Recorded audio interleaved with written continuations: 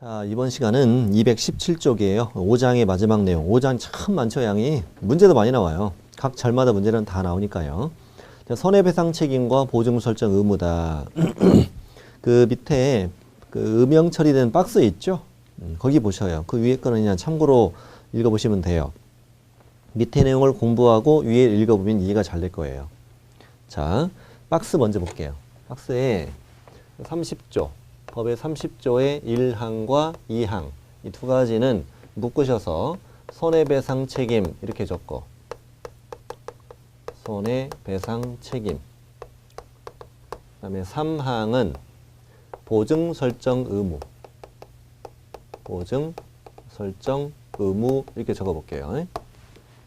자, 손해배상 책임과 보증 설정 의무를 배우는 단원이다. 한번 읽어볼게요. 30조 1항 자, 개공은 무슨 행위를 하다가 중개 행위를 하다가 고의 또는 과실로 거래 당사자에게 재산상 손해를 발생하게 했습니다. 그 손해배상 책임이 있다? 또 당연한 얘기죠. 당연한 얘기죠. 자, 됐고. 다음 2항. 2항은 좀 특이한 법조문인데 개공은 자기의 중개사무소를 다른 사람의 중개 행위의 장소로 제공하였다. 다른 사람이 누군지를 묻지 않아요. 다른 사람이 개공이든 개공이 아니든 그건 따지지 않고 예를 들면 뭐 옆 동네에 친구 개공이 있는데 그 친구가 우리 동네 물건을 중개하러 올 수도 있죠. 와서 내 사무소를 빌려줬다 이거예요. 빌려줬고 그 친구가 내 사무소에서 중개 행위를 했고 역시 재산상 손해 발생시켰고 이때는 맨 앞에 있는 개공이 배상 책임이 있다 이렇게 있는 법조문이죠. 의뢰인을 보호하기 위해서 그 사무소에서 누가 중개했느냐 이걸 따지지 않는다. 개공이 책임져라 이거지. 다음 두 가지 손해배상 책임. 3항. 개공은 업무를 개시하기 전에 방금 읽었던 1항과 2항 두 가지의 손해배상 책임을 보장하기 위하여 보증범이나 공제 가입하거나 공탁해야 한다. 아하. 그러니까 손해를 입은 의뢰인이 보증보험금, 공제금, 공탁금을 청구하는 게 편하겠죠. 아무래도 직접 개공에게 청구하는 것보단 그걸 청구하려면 30조 1항 또는 2항 이걸로 발생한 손해만 보장해 준다 이런 얘기죠. 보험금을 탈 수 있는 요건이 되는 것이다. 아하. 그럼 저 밑에 이제 하나씩 천천히 들어가 보죠. 30조 1항부터 시작합니다. 자, 개업 공인중개사는 이렇게 시작합니다.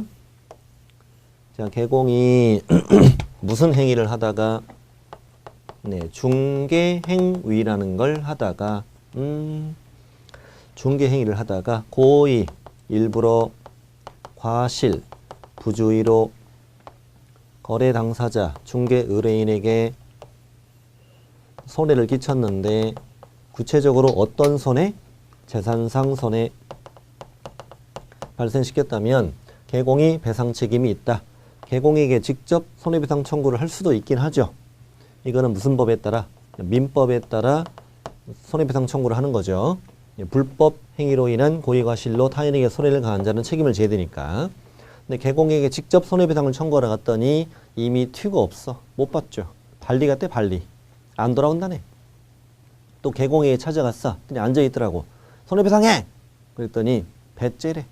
못 받아. 가진 것도 하나도 없어.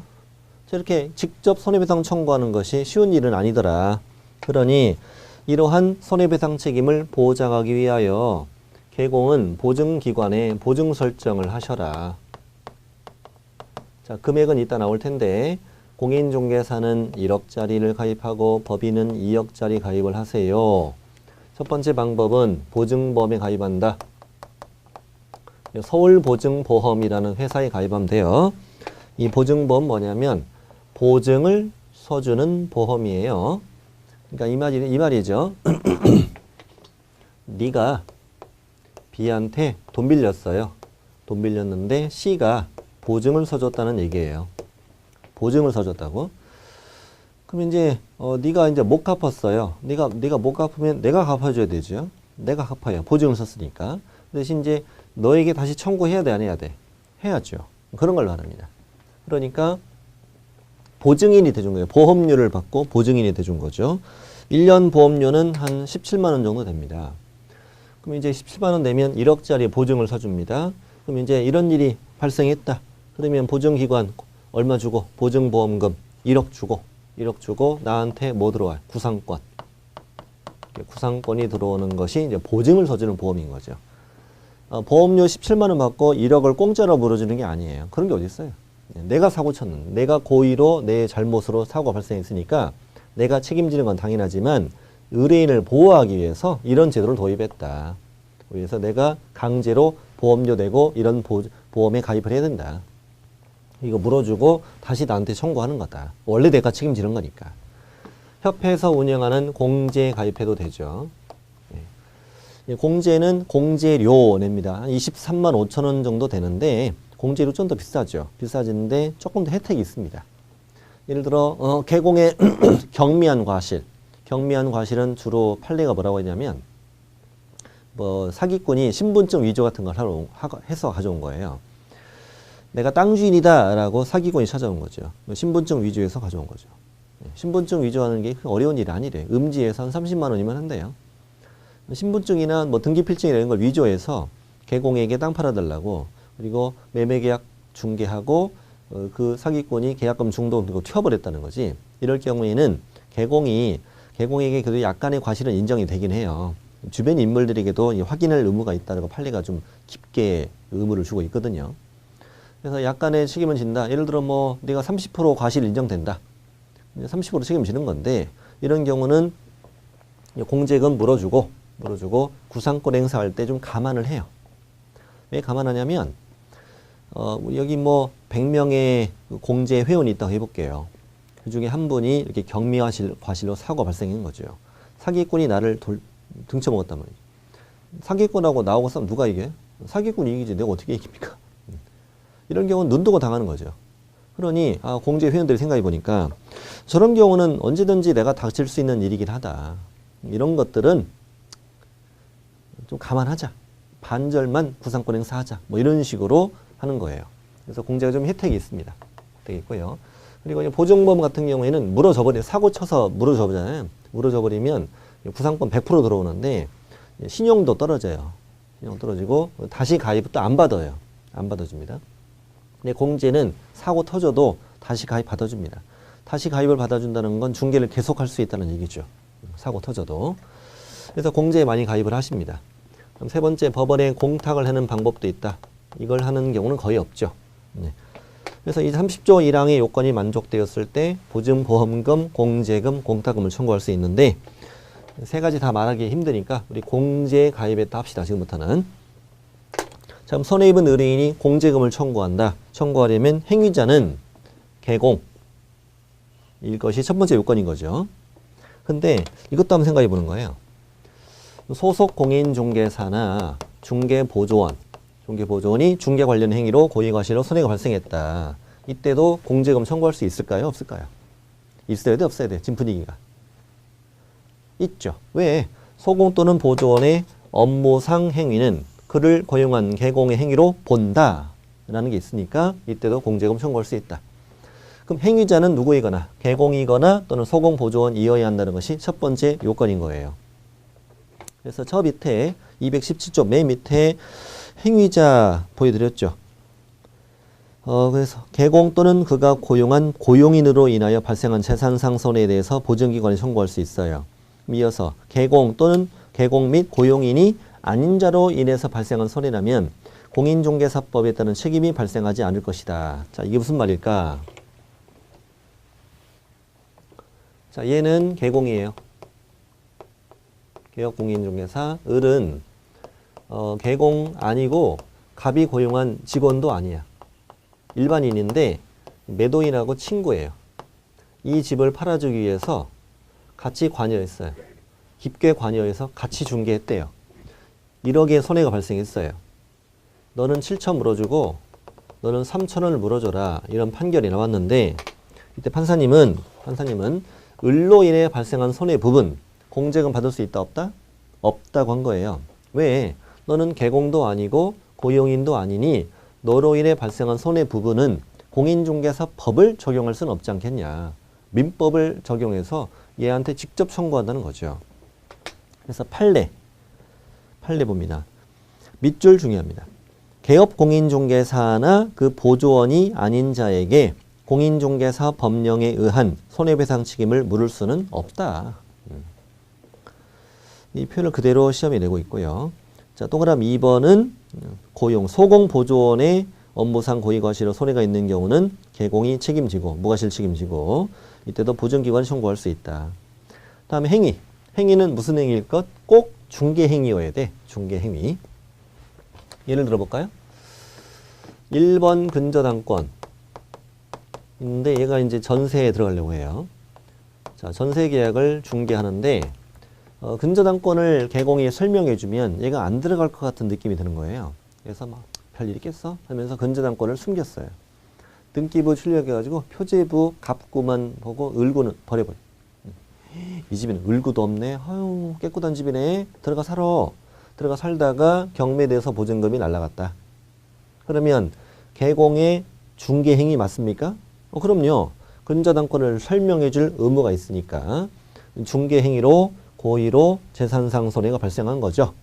당연히 공제금 받을 수 있는 거죠. 있는데 근데 이제 이걸 입증해야 되죠. 그러니까 피를 입은 자가 입증해야 돼. 뭘 입증하는 얘기냐면 개공이 나에게 근저당권을 설명해 주지 않아서 경매로 인해 내가 손해를 입었다는 걸 입증해야 돼. 그러면 근저당권을 이 개공이 설명해 주지 않았다는 걸 어떻게 입증하죠? 뭘로? 우리 지금까지 배웠던? 그렇죠. 확인설명서. 확인설명서로 입증하는 거예요. 확인설명서에 권리관계 근저당권이 안 적혀 있죠. 이걸 들고 찾아가요. 개공. 야, 이 나쁜 놈아. 여기 등기부에는 근저당권이 있는데 확인설명서에는 없네. 책임져. 근데 개공이. 뭔 소리야 그때 설명했잖아. 그 확인설명서 내가 쓴 거 아니네. 어디서 그 지워왔어 또. 의뢰인이 뭐래요? 이 사람이 서명 및 날인했잖아. 인장 찍고 7mm 30mm 하트 도장 찍혀있네. 개공이 미안해. 공부해? 왜 이렇게 잘 알아? 미안해. 그러면서 손해배상 해줄게 라고 뭘 써줬다? 합의서를 써줬다. 합의서를 써주면 이걸 들고 자 공제 협회에다 청구하잖아요. 공제금 받을 수 있다라고 이따 나와요. 물론 합의서를 냈다고 그냥 무조건 주는 건 아니고 저쪽에서 보험금 줄 때는 심사를 하죠. 얘네 둘이 짜고도 할 수 있는 일이니까. 합의가 안 돼. 그럼 이제 개공 상대로 소송해. 소송해서 판사님 앞에서 또 이게 입증해. 입증했더니 판사님이 확실히 공부한 사람은 다르대. 똑똑하대. 그러면서 뭘 써줬어? 판결문. 판결문을 써줬네. 이걸 들고 내면 받을 수 있다. 이렇게 입증하는 겁니다. 이게 중개행위입니다. 근데 이제 어떤 일이 있었냐면 이렇게 합의서나 판결문 같은 거 받아가지고 공제금을 청구했더니 협회에서 지급을 거절할 때가 있어. 공제금 지급을 거절해요. 이게 협회의 주장은 이거죠. 우리가 볼 땐 저 행위가 중개행위가 아니다라는 주장을 해요. 지급을 안 하면 이제 공제금 주세요라고 또 소송을 해야 돼요. 또 소송을 해서 공제금 내놔, 못 줘, 중개행위이다, 중개행위가 아니다. 이걸로 이제 싸운 사건들이 그 밑에 있는 판례들입니다. 이 판례들은 전부 다 의뢰인과 협회 간의 소송입니다. 공제금 내놔, 못 줘, 중개행위거든, 저쪽엔 중개행위가 아니거든, 이거예요. 이게 좀 사연이 좀 길어요. 약간 시간이 걸리니까 좀 해봅시다. 자, 아까 같은 경우는 명백하죠. 근저당권 설명 안 해줘. 이런 것들은 대법원까지 갈 것도 없어요. 갈 것도 없고, 그 명백합니다. 중개행위라는 것이. 근데 이런 일이 있었네. A는 땅 주인, 갑은 개공. 이 B는 이제 땅을 사고 싶은 사람이에요. 땅 좀 사주세요라고 개공한테 의뢰를 했죠. 의뢰했더니 이 사람이 원하는 게 이 정도 땅인 거야. 찾아갔어. 당신 땅을 제값에 산다는 있으니까 팔으세요. 그랬더니 내가 죽기 전엔 절대 이 땅을 팔지 않겠대 라고 의뢰하지 않은 거예요. 참 안타까운 일이에요. 어느 날 갑은 B를 찾아가서 저 사람은 땅을 팔아달라네. 당신이 원하는 땅이야. 마음에 들었더니 마음에 든대. 당장 사달래. 근데 지금 이번에 미국에 좀 갔다 온대. 그러면서 나한테 대리권을 주더라고. 내가 잘 아는 사람이야. 그러면서 나한테 대리권을 주었다라고 속이는 거야. 속이고 위임장 위조해서 보여주는 거예요. 내가 얘를 대리해서 계약서 쓸 테니까 나랑 계약서 쓰자. 일방 대리 우리 하자는 거지. 그럼 이제 매도인은 뭐라고 썼어요? 매도인은 A의 대리인 개공입니다. 그다음 매수인 B입니다. 그다음에 개공갑이다. 이렇게 일방 대리하는 계약서 쓴 거예요. 그래서 쓰고 계약금 중도금 내가 전달해 줄게 받고 튀어버린 거예요. 그래서 이제 협회 공제에 공제금을 청구했던 거죠. 했더니 이쪽에서 공제금을 안 준다는 거야. 협회는 이제 두 가지 주장을 해요. 첫 번째는 A로부터는 중개 의뢰를 받지 않았지 않았느냐.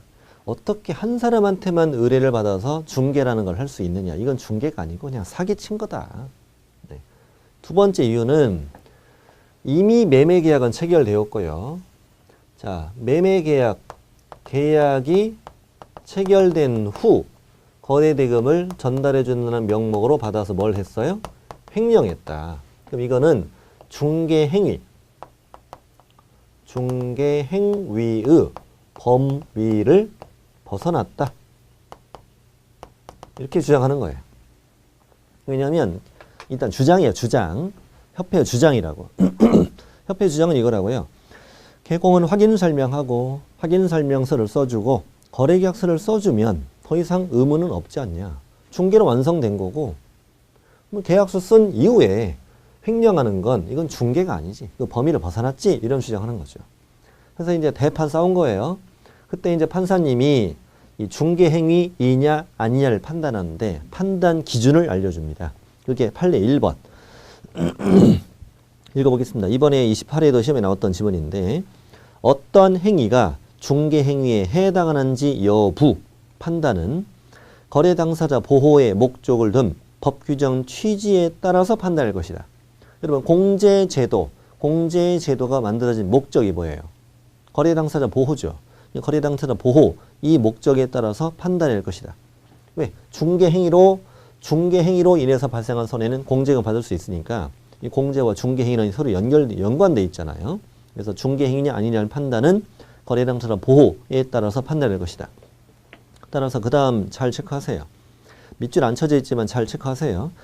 개공이 진정으로 거래 당사자를 위하여 거래를 알선 중개하려는 의사를 갖고 있었느냐라고 하는 개공의 주관적 의사에 의하여 결정할 것이 아니라 끊으시고 주관적 의사라는 것은 개공이 마음속으로 저 두 사람을 위해 진정으로 중개할 의사가 있었느냐 이걸 말하는 거죠.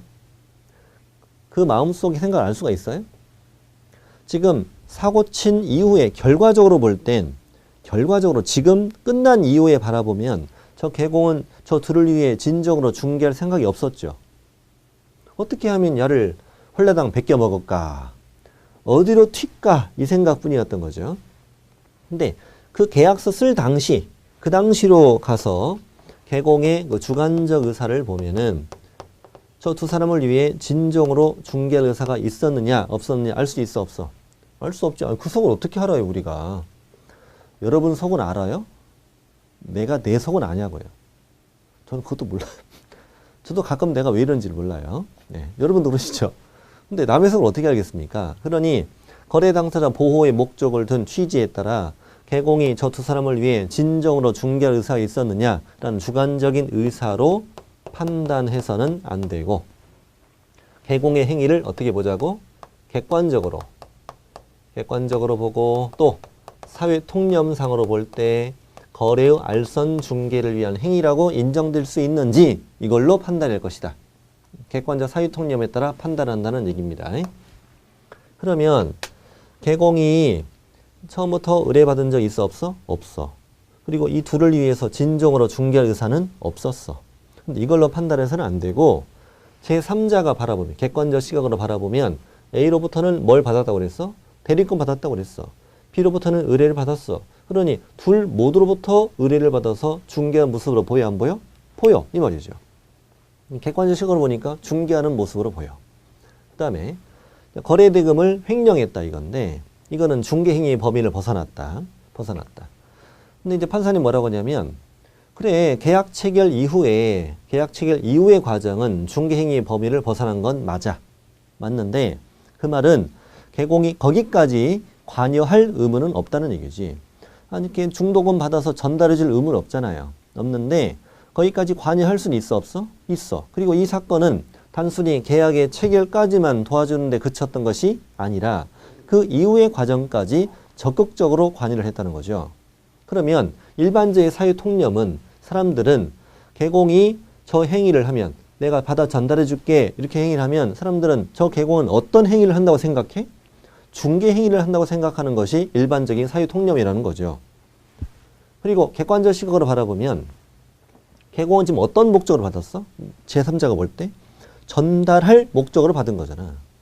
내 마음속으로는 횡령할 의사였지만 그건 알 수 없는 거고 객관적 시각으로 보면은 중개할 목적으로 받은 것이니까 전달해 준다는 목적으로 받아 이걸 횡령하는 것도 객관적 사유 통념상 무슨 행위다? 중개 행위다. 그래서 밑에 이제 2번, 3번 이어집니다. 그래서 2번 중개 행위에는 개공이 거래 당사자 쌍방으로부터 중개 의뢰를 받는 경우뿐만 아니라 일방 당사자 의뢰에 의하여 중개대상물의 매매견 임대차 그 밖의 권리 득실병기 행위를 알선 중개하는 경우도 포함된다. 밑줄만 쏙 내버려요. 시험이 그냥. 거래 당사자 중 일방으로부터만 중개 의뢰를 받아 매매 등을 알선하는 것도 중개 행위에 포함된다. 이러면 오! 이렇게 이 사건을 말합니다. 그냥 오! 이렇게 풀면 돼요. 다음 3번. 매매 계약 체결을 중개하고 계약 체결 후 계약금 중도금 지급에 관여한 개공. 관여한 개공이 일부를 횡령했다면 이것도 객관적 사유 통념상 30조 1항에서 말했던 개공이 중개 행위를 하다가 재산상 손해 발생한 경우로 본다. 이것도 공제금을 줘라. 이런 내용이죠. 자, 2번, 3번은 그렇게 정리하시고 4번은 아직 오늘 안 보셔도 돼요. 자, 5번이 중요합니다. 5번을 칠판을 잘 보십시오. 방금 2번, 3번 사건은 중개 행위에 해당하니까 공제금을 주란 얘기잖아요. 공제금 주란 얘기인데 그다음에 이제 5번은 뭐냐면 A는 개공입니다. 갑은 중개 보조원. 자격증 등록증을 대여해주고 나 혼자서 중개업을 해. 보조원이. 얘는 출근도 안 해요. 혼자서 합니다. 혼자서 하는데 이제 보조원이 오피스텔을 갖고 있었어요. 오피스텔 갖고 있었는데 이거를 이제 B라는 사람한테 팔아요. 팔고 아직 잔금을 치르긴 전이에요. 아직 등기부상은 갑 거예요. 근데 을이라는 사람이 또 찾아와요. 찾아와서 오피스텔 임차 하나 하고 싶다고 이게 찾아와요. 찾아오는데 보조원이 이놈이 아까 팔았던 이 오피스텔을 보여줘요. 보여주면서 이거 월세 없는 전세 내드릴게요. 제 건데요. 등기부 보세요. 제 거잖아요. 열쇠도 있어요. 집도 보여줘요. 오피스텔도 보여줍니다. 보여주면서 전세로 내드릴게요. 제가 돈이 좀 필요해서 그래요. 그러면서 전세로 구해요. 월세 없는. 전세로 해요. 그런 다음에 잔금 받고 소유권 넘기고 전세금 받고 이 인간이 또 튀어버려. 나쁜 놈이. 그래서 이제 손해를 입은 을이죠. 그렇죠. 얘가 이제 쫓겨났죠.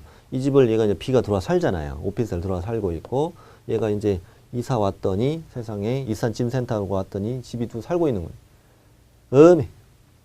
완전 낙동강 오리가 된 거죠. 그래서 이제 개공에 가입한 공제금을 청구했어요. 청구했더니 협회에서는 못 준다 이런 내용이에요 지금. 판사님은 이렇게 얘기합니다. 판사님은 자, 이 전세계약서를 한번 보자. 전세계약서를 지금 갑과 을 간의 행위니까 지금 갑과 을. 전세계약서 보면은 임대인은 누구로 되어 있고 갑으로 되어 있고 임차인은 을로 되어 있습니다. 그리고 밑에는 중개사무소 명칭이 적혀 있습니다. 그리고 이제 A에 서명 날인 되어 있고요. 그러나 이 서명 날인 누가 한 거예요? 갑이 한 거예요. 갑. 얘는 출근도 안 한다니까요. 을은 얘 얼굴도 몰라요. 얼굴 몰라요. 그리고 확인설명서까지 교부가 된 거예요. 확인설명서까지. 그래서 이제 을은 이게 중개라고 주장하는 거죠. 계약서 써 있고 사무소 이름 써 있고 서명 날인 돼 있고 확인설명서에서 좀 당연히 중개 아니냐. 그랬더니 이제 판사님은 뭐라고 하냐면 그걸 A가 썼다면 중개지. A가 이 계약서를 썼다면 중개인데 이 계약서 누가 썼고? 을이 작성했고. 을이 작성했고 을이 직접 누구고? 임대인이고. 내가 임대인으로서 을과 직접 임대차 계약을 체결한 거죠. 직접 임대차 계약을 체결한 것이고 확인 설명서 교부는 형식적으로만 교부됐을 뿐이라는 거죠.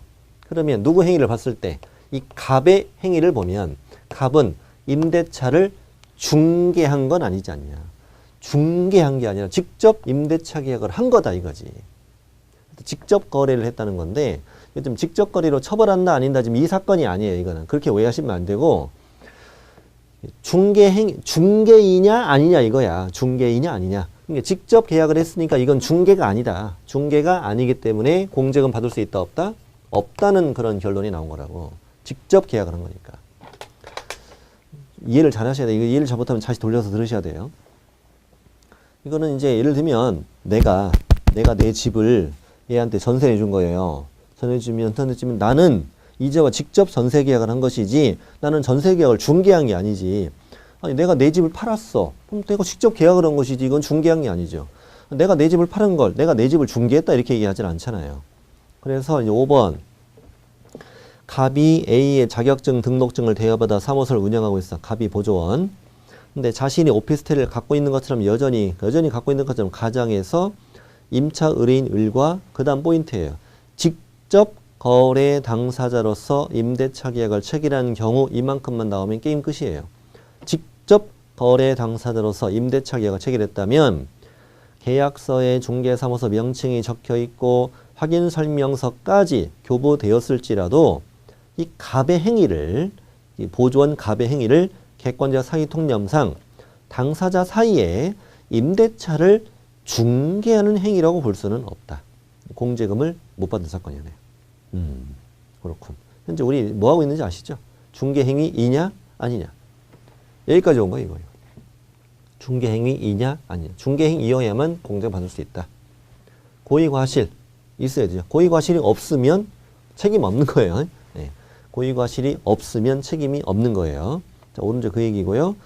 그 다음에 원인 행위 또 하나 있습니다.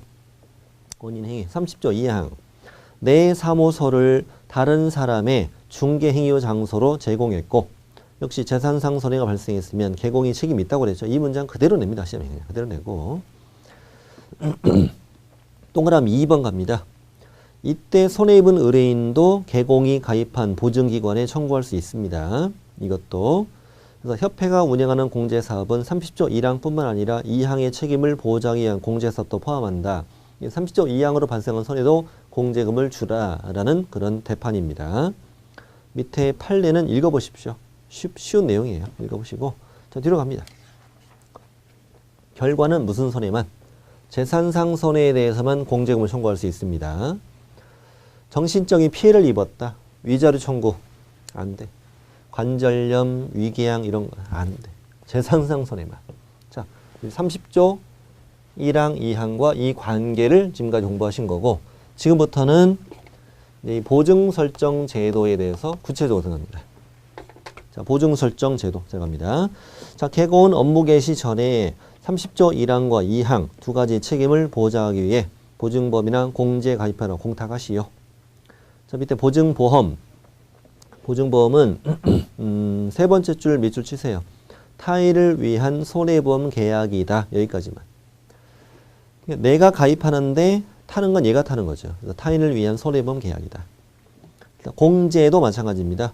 공제도 두 번째 줄 타인을 위한 손해보험 계약이다. 타인을 위한 손해보험 계약이다. 잘 익혀두시고 이것도 그 다음에 공탁. 공탁은 밑줄 마시면 됩니다. 공탁을 했다면 공탁금은 개공이 폐업 또는 사망한 날부터 3년 이내에 회수할 수는 없다. 되게 시험에 잘 나오는 법조문이에요. 대형사고 치고 폐업을 하고 쏙 빼가버리면 공제금 받을 수 없으니까 3년간 회수 안 된다 이렇게 한 거죠. 보통 민법상 손해배상 청구 소멸시효가 손해 가해자 한 날보다 3년이잖아요. 자, 보증 설정 금액 법인의 주된 사무소는 2억 이상 분사무소 둘 때마다 1억 이상을 추가해라. 그래서 분사무소를 3개 두었다면 이 법인은 전체 얼마 이상입니까? 물어봐요. 5억 이렇게 답하시면 돼요.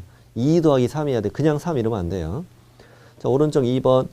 공인중개사인 개공과 부칙상 개공을 법인이 아닌 개업공인중개사 이렇게 부르기도 해요. 이 표현도 익혀두세요. 법인이 아닌 개공. 1억 이상. 그리고 우리 저번에 다른 법률에 따라 중개업을 할 수 있는 법인이 있었죠. 지역농업협동조합은 1,000만 원 이상 하라라고 우리 법에 명시되어 있어. 공인중개사법에 명시되어 있습니다. 좀 이따 자세히 나올 것입니다. 자, 금액 알았고, 보증설정, 신고. 자, 개공은 언제 보증설정이라? 중개사무소 개설 등록을 한 때에는 업무를 시작하기 전에. 자, 등록을 하고 업무를 시작하기 전이다. 이건 세 가지 표현이 다 맞아요. 등록을 한 때에는 업무를 시작하기 전에. 그래도 맞고. 받아 쓰셔도 돼요. 등록 후 업무 개시 전. 그래도 맞아요. 등록 후 업무 개시 전. 그래도 맞고. 그냥 업무 개시 전. 그래도 맞아요. 아까 왼쪽 페이지 저 위에 윗부분에 있었잖아요. 중간 조금 윗부분에. 업무 개시 전. 그래도 맞아요. 그냥 업무 개시 전에 맞아요. 그래서 등록을 하고 업무 개시 전이다. 이 말은 저번에 우리 등록 절차 공부하실 때 등록의 절차. 등록을 신청하면 며칠 안에 7일 이내에 등록을 하고 서면으로 통지해 주잖아요. 이때 이제 개공이 된 거죠. 개공이 되면 나는 등록증을 찾으러 가야 되는데 등록을 하고 업무 개시 전에 보증을 설정해서 신고하면 등록증을 주잖아요. 이 등록 전에는 가입이 안 돼. 이게 보증 설정이 안 된다고. 등록번호가 나와야 된다고. 그래서 등록 후 업무 개시 전 이렇게 된다고. 보증 설정은. 증명서류까지 갖추어서 등록한청에 신고해야 되는데 이어지는 문장 시험에 잘 나오진 않습니다만 보증법 회사, 공제사업자, 공탁기관 즉 보증기관이 보증 사실을 등록한청에 직접 통보해주면 이 신고는 생략할 수 있다. 현재 공제 가입을 하면 협회는 그 등록한청에 통보해주거든요. 등록한청에 찾아가서 나 공제 가입했습니다.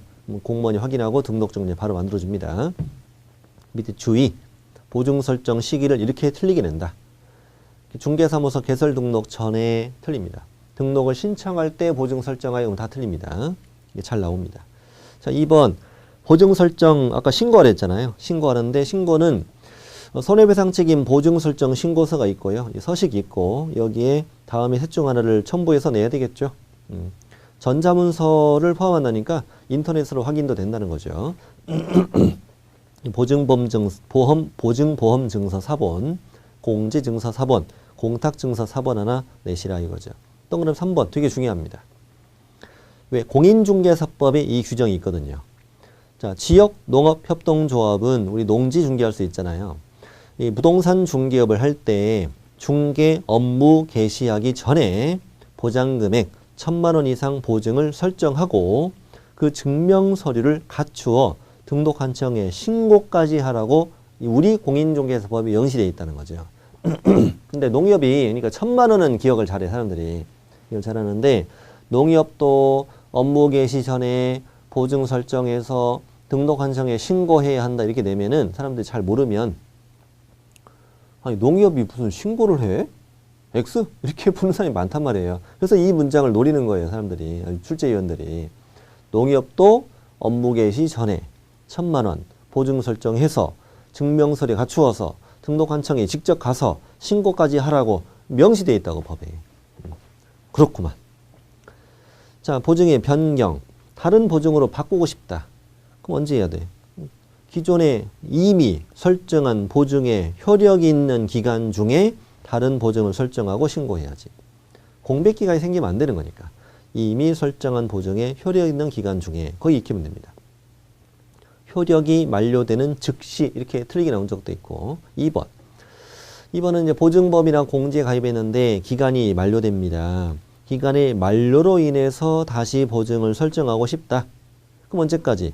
만료일까지 다시 보증을 설정해서 신고해라. 자동차 보험과 똑같아요.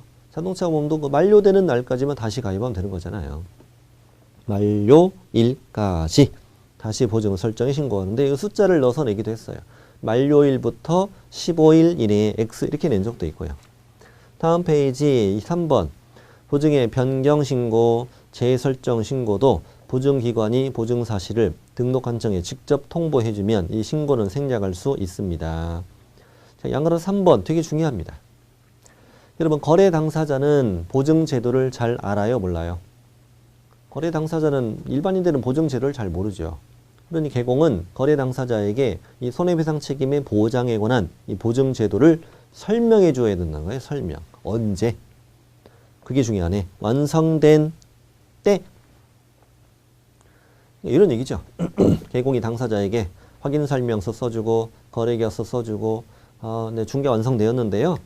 혹시나 제가 열심히 중개했습니다만 저 때문에 나중에 손해를 입게 된다면 저는 보증범, 공제, 공탁 셋 중에 어디 가입했고요.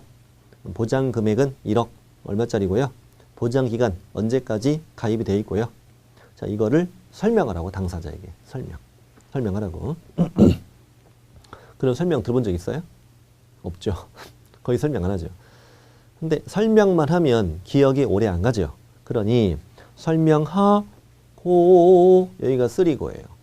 설명하고 그리고 그 관계 증서 사본을 교부하거나 전자본서를 제공해라. 공제 가입하면 공제 증서를 복사해서 주잖아요. 그걸 말하는 겁니다. 관계 증서 사본을 교부하거나 전자본서를 제공해라. 그렇구나. 그래서 공제 증서를 복사해 주죠. 복사해 주는데, 근데 이게 문제는 뭐냐면, 밑에 이제 동그라미 2번 자세히 설명해 드렸는데, 이런 일이 있었다는 거예요. 당사자들이 등록한청 구청에 가서 참 되게 할 일 없나 봐요. 찾아가서 개공이 나 지금 학원 다니는데 인터넷 강의 듣는데 거래 당사자에게 보증 제도를 설명하라 했는데 나 설명 못 들었네. 공제 증서 나한테 주라고 그랬는데 나 못 받았어. 이렇게 가서 신고하는 사람이 있더라는 거예요. 그렇죠. 뭐 그럴 수도 있죠. 그럴 수도 있죠. 근데 이제 그거 이제 등록한청에서 개공한테 보증제도 설명 안 했다며. 공제증서 안 줬다며. 과태료 줄 거야. 100만 원이 과태료거든요. 100만 원이야 과태료. 근데 개공이 뭐래요? 아, 무슨 말씀이세요? 나 설명했어요. 아, 줬어요 그때. 아, 복사해. 아, 왜 안 받아놓고 왜 안 받았다고 그래? 아니, 받았는데 안 받았다고 그래. 이게 문제가 뭐냐면 이거예요. 당사자는 못 받았다고 그러고 설명 못 들었다고 그러고 개공은 설명했다고 그러고 줬다고 그러고 서로 입증이 안 돼. 이게 증거가 없잖아. 못 돼. 줬는데 오다 뭐 없어놓고 안 받았다고 할 수 있는 거잖아요. 이게 문제가 되다는 거지. 그래서 책 좀 잠깐 앞에 좀 볼게요. 여러분들 찾으세요. 어디 있냐? 페이지 알려드릴게요. 페이지를 알려드리겠습니다. 185페이지 보세요. 185페이지. 185페이지는 지금 중개대상물 확인설명서입니다. 확인설명서 서식은 4가지 있었죠. 그 중에 어디 보시냐면 186쪽 보세요. 186쪽을 보십니다. 186쪽에 13번 중개보수 실비 산출내역 그 아래 칸에 세 줄이죠. 세 줄. 제가 여기 공부할 때 읽어드렸거든요. 읽어드릴 때 제가 뒤에 가서 배운다고 말씀드렸던 거예요. 그게 여기 있어요. 자, 그 세 줄 중에 거래 당사자부터 읽으면 돼요. 자, 거래 당사자는 개공으로부터 중개대상물에 관하여 확인 설명을 들었고 또 손해배상 책임 보장에 관한 설명도 들었고 개공이 작성 교부하는 확인 설명서 받았으며 손해배상 증서, 사본이나 전자문서를 수령합니다. 라고 밑에 사인하라고. 이렇게 만든 거예요. 2017년에 이걸 개정한 거예요. 거기다 이제 손해배상 책임 보장에 관한 설명 들었다. 손해배상 증서, 전자문서 받았다. 이 부분을 올해 신설해서 2017년에 이 부분을 신설했습니다. 그래서 나중에 이제 정말 줬다. 입증하라는 거죠. 그렇게 하는 거예요. 그 다음에 222 다시 가서 언제 설명하라고요? 중개가 완성된 때, 완성되기 전에 이러면 틀립니다. 아니 집 안 사고 돌아간다는데 개공이 붙잡고 이거라도 설명 좀 듣고 가지. 말도 안 돼. 공증, 이거라도 좀 갖고 가. 자, 넘어가겠습니다. 완성된 때. 이거 위반하면 100만 원이 과태료다. 심학습 보세요. 심학습. 중개가 완성되었을 때 줄 게 세 가지구나. 지금까지 배운 걸 정리해 보니까. 중개 완성되었을 때 확인설명서, 거래계약서. 이거 안 주면 업무정지. 또 보증관계증서사본 전자문서. 안 주면 100만 원이 과태료. 여기까지 정리를 하시면 완벽해요. 완성됐을 때 양쪽 다 줄 겁니다. 이게. 양쪽 다 줄 거. 세 가지 있구나. 양거로 4번. 이제 거래 당사자는 보증 제도를 잘 이해했습니다. 손해배상금으로 보증보험금이나 공제금이나 공탁금을 받고 싶어요. 받고 싶으면 다음에 서류 중 하나를 첨부하여 보증기관에 직접 손해배상금의 지급을 청구하라는 얘기예요. 합의서나 판결문이나 화해조서 같은 거. 합의서, 판결, 조서. 화해조서 이런 게 뭐냐면 손해배상 책임 소송이 진행 중이면 오늘 재판했어요. 결과 안 나왔어. 그래서 보름 있다 다시 하자. 그럼 보름 후에 다시 재판기일이 잡히는데 그 사이에 둘이 화해가 된 거예요. 화해. 합의된 거지. 합의. 그럼 이제 재판부에 찾아가서 우리 합의했으니까 재판 끝내도 되기 싫었다고. 그러면 판사님이 그러냐고. 알겠다고. 재판 종결하고 화해조사라는 걸 써주더라. 써주면 이게 판결문과 효력이 같아요. 합의서 판결조서를 보증기관에 내서 청구하라 이거야. 자, 오른쪽 페이지 올라가면요. 올라가면 잠깐 여기 칠판 좀 보십시오. 이제 의뢰인에게 1억 2천만 원의 손해가 발생했다고 해볼게요.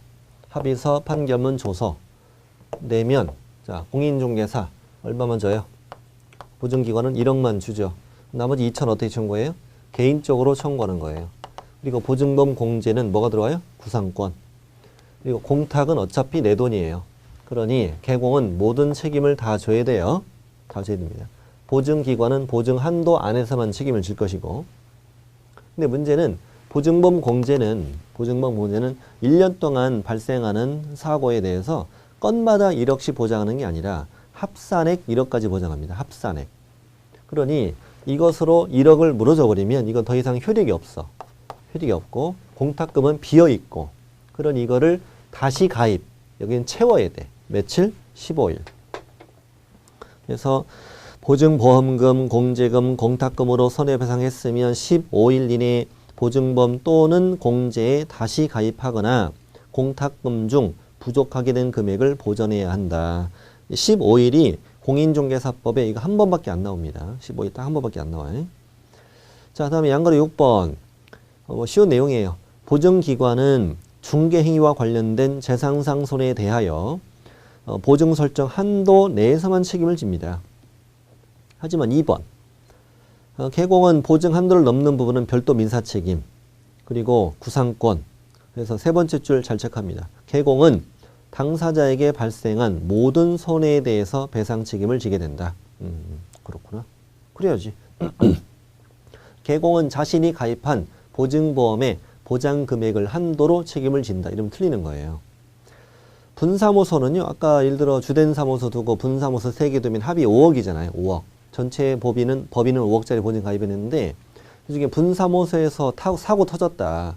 그럼 이제 손해 입은 사람은 1억 청구할 수 있다는 말인지 5억을 청구할 수 있다는 말인지에 관한 내용인데 의외죠. 전체 보증 설정 한도 내에서 지급 청구할 수 있다. 그렇구나. 그렇군요.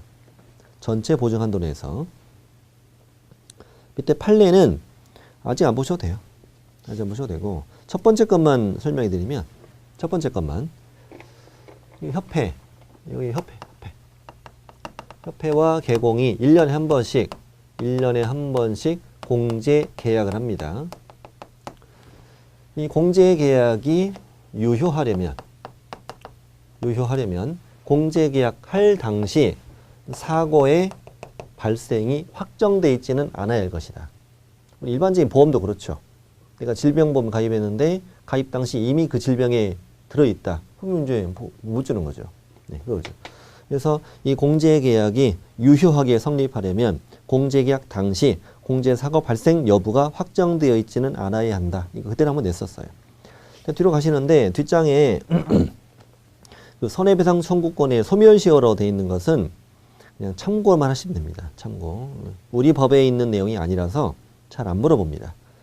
자, 다음 저 밑에 위반시 제재. 그 위에 거는 나중에 심화학습 할 때 읽어드릴 거고, 위반시 제재.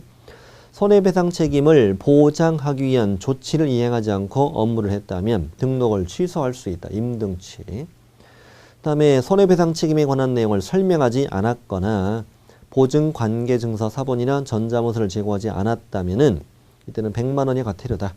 그래서 보증도 센 것은 임등취, 약한 것은 100만 원 이렇게 얘기해요. 다시 보증도 센 것은 임등취, 약한 것은 100만 원. 휴업도 적용을 그랬죠. 휴업도 센 것은 임등취, 약한 것은 100만 원. 보증도 센 것은 임등취, 약한 것은 100만 원이다. 오른쪽 예제 한번 풀어보시죠. 풀어보시고 다음 페이지에 손해배상 책임 보증 설정 신고서도 있네요. OX 문제도 있고요. 그 다음에 예상 문제도 있고요. 예상 문제 다 중요한 문제입니다. 굉장히 중요한 문제라는 거 풀어보시고 이 동네는 양이 많기 때문에 문제도 12문제가 들어있습니다. 12문제니까 한번 풀어보시고 밴드에다가 나 다 맞췄어. 한 개 틀렸어. 그 결과 좀 알려주세요. 대화 좀 하게. 네. 다음 시간에 만나서 이제 보수, 복비 여기부터 이제 6장부터 공부를 해요. 이 과목은 할만하시죠? 예. 다른 과목에 비해서는 할만해요. 이거 지금 기본 이론인데 거의 다 시험에 나올 거는 거의 다 다루고 있습니다. 다루고 있고 이 정도만 공부하셔도 합격하는 데는 문제 없어요. 문제 없고 물론 이제 반복 학습을 해서 내 것으로 만드는 과정이 중요하죠. 강의도 중요하고 책도 중요하지만 본인이 얼마나 노력하느냐 이것도 굉장히 중요하죠. 그게 더 크죠. 사실은 더 큽니다. 다음 시간에 뵙겠습니다. 수고하셨습니다.